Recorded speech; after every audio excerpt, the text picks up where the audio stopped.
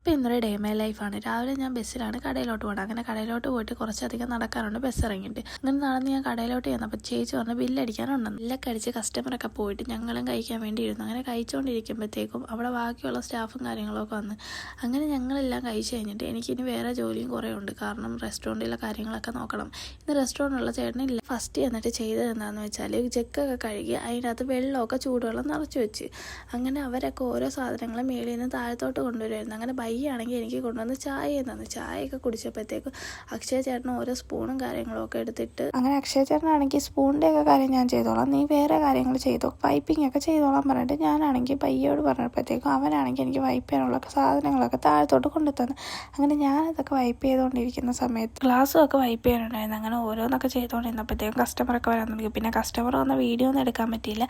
പിന്നെ അത് കഴിഞ്ഞിട്ട് നമുക്ക് ഗ്രേവിയൊക്കെ അടിക്കാനുണ്ടായിരുന്നു. അങ്ങനെ അതൊക്കെ ചെയ്ത് കഴിഞ്ഞപ്പോഴത്തേക്കും ഒരു വെജ് കറിയുടെ ഓർഡർ ഉണ്ടായിരുന്നു. അങ്ങനെ അതും ചെയ്തിട്ട് നമ്മൾ നേരെ താഴത്തോട്ട് പോയിക്കൊണ്ടിരുന്നപ്പോഴത്തേക്കുമാണ് ഒരു ഘോഷയാത്ര വരുന്നുണ്ട്. അങ്ങനെ അതിൻ്റെ ഒരു വീഡിയോ ഒക്കെ എടുത്തിട്ട് നേരെ ഞാൻ പോയി. പിന്നെ അത് കഴിഞ്ഞ് വൈകിട്ടായപ്പോൾ ഉണ്ണി എന്നെ വിളിക്കാൻ വേണ്ടി വന്നു.